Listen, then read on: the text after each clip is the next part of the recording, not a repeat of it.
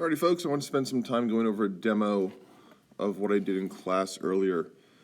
For this demo to work on your end, you have to make sure that you figure out your scale, because the scale, your height, essentially, for me that's in feet, and your x-axis in seconds will tell you essentially all you need to know so you too can figure out your vertices, slopes, intersections, or any other points of interest to help you figure out your specific components of your equations.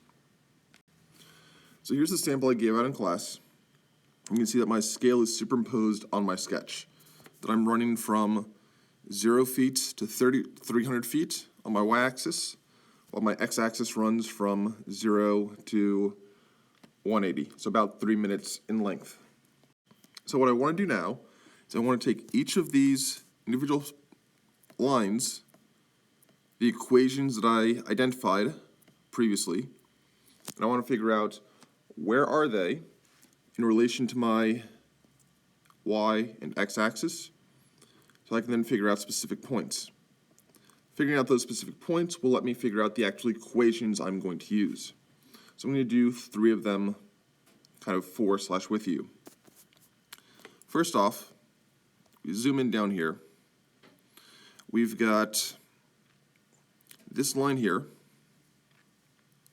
That's a little bit below that 10 mark. Let's see, 10, 20, 30, 40, yeah, 10. 8, maybe it's 8 units off the ground. We're estimating in this case, and all these estimations will lead to us having to make adjustments towards the end, but for now we'll estimate that maybe this equation is perhaps y equals 8.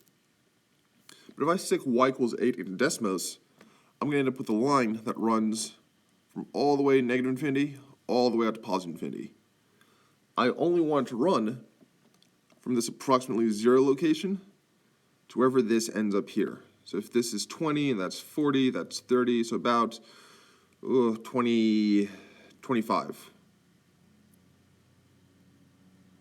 25, yeah, about 25. So what I'll do in Desmos is I'll put in my domain. I'm going to put in the domain with these funky looking brackets that I hate drawing, but I'm going to say that my domain is going to be from 0, which is less than or equal to my x value, which is less than or equal to, what did I say there, 25? And then I'll close it off with those funky brackets. So essentially, this line will end at this point here, which we're going to call 825, rather 25.8, because it's 25 units out and it's 8 units up. So that point there, 25, 8.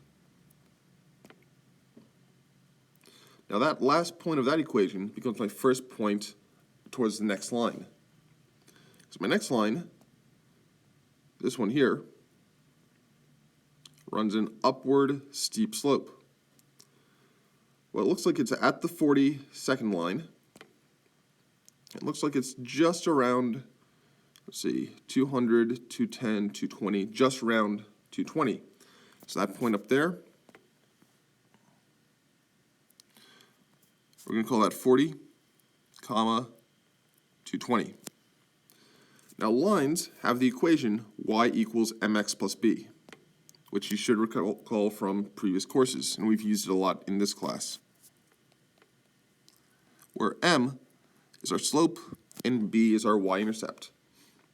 To find my slope, I need to do my rise over run, my difference in my y values, how high am I going, and how over am I going. To calculate how high I'm going, I look at the difference between my y values.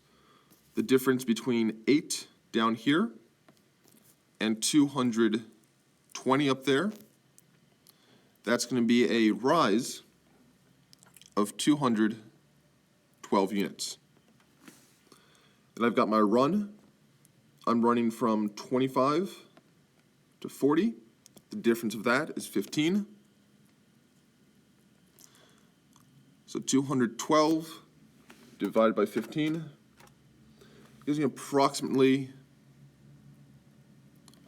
14.1 slope.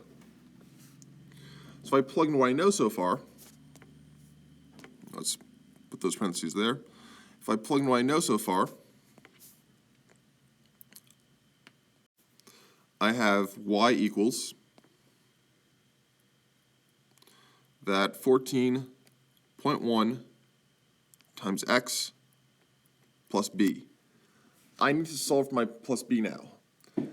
Previously in class, I've said, okay, you can take your slope, you can trace it backwards or forwards, knock it over the y-axis. But we've got a slope of 14.1. 14.1 is going to be a little hard to calculate, to trace out perfectly. So instead, we're going to plug in a value. We're going to plug in some number, some point that is on this line, because all points on this line must have the same equation running through them. And it can be a point that we've already used. So I'm going to use this 25 and 8 down here.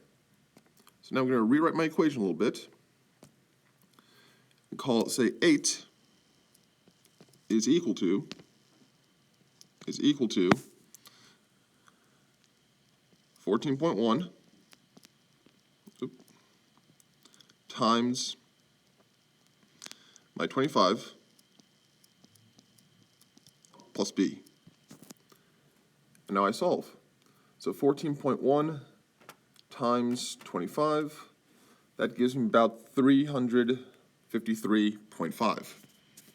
So 8 is equal to 353.5 plus b. I subtract now 353 from both sides. So 8 minus 353.3. That gives me a negative 345.3 is equal to my b value. So the equation that I'd plug into Desmos to give me this second line would be y is equal to 14.1 x minus 345.3. I want on the specific domain that runs from x equals 25 to x equals 40. So I'd put in my funky looking brackets.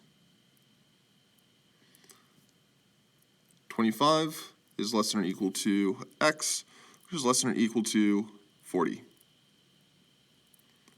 And that would give me my second line. You do the same thing for the third line, which will give you the fourth line, fifth line, so on and so forth. Parabolas are going to have a similar notation. Let's do this last one here, this parabola here. Parabolas follow the vertex form. Vertex form equations are, well, essentially based off the vertex. So eyeballing that vertex, let's see, we're about 40 in height.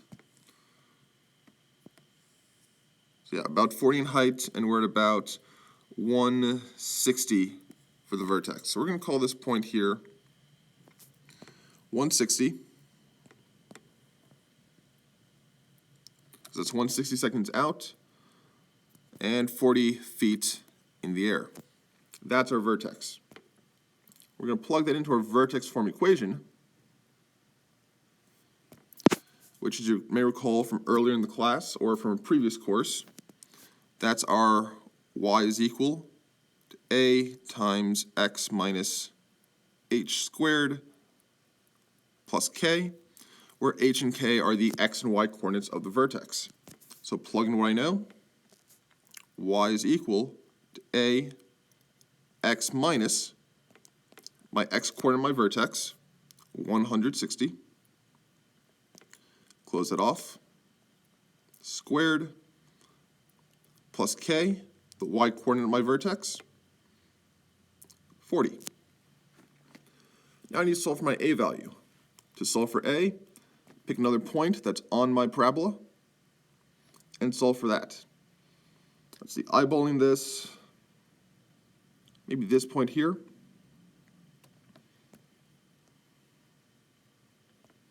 This point here looks like we're, 10, about 15 units up.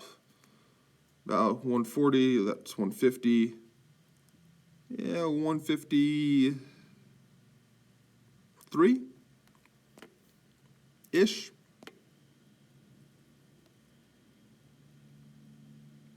$153, comma, what did I say, 15? Now ideally, if you're doing this from left to right, you'd already know what this point was because it would be the last point of this line here. But because I jumped ahead to show you a parabola, I'm not entirely sure what point that is specifically. Nonetheless, we're going to plug these values into our equation to help us solve for our a value.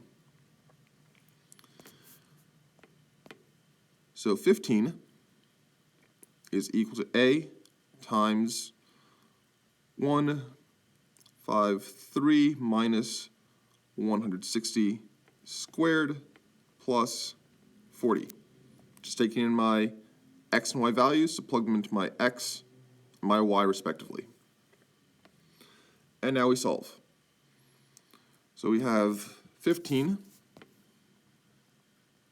is equal to a times, what is that, 153 minus 160, so that's negative 7 squared plus plus 40.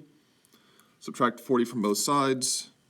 Negative 25 is equal to a times negative 7 squared, that's going to be 49. Divide both sides by 49. That's going to be approximately negative 0.5. So negative 0.5 is equal to my a value, which then allows me to plug in my equation into Desmos. All of this essentially will feed out the equation y equals negative 0.5 x minus 160 squared, ran out of space. Let's fix that up over here.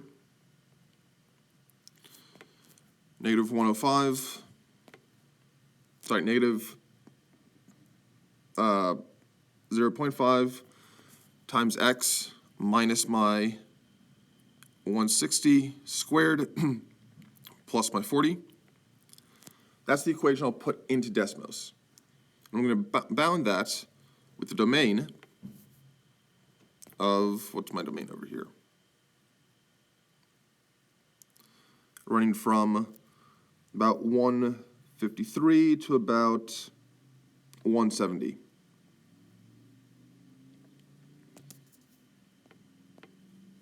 So funky looking brackets. 153 less than or equal to x, which is less than or equal to, what did I say, 170? And that will give us our domain for our parabola. Overall, folks, I know it seems like a lot of work to get these equations going, but once you're on a roll, once you're going from left to right, and once you're on the habit of the last point of one equation is the first point of the next equation, it should flow much smoother. If you have questions, of course, please let me know. I'm happy to assist. We'll keep working on this on Thursday.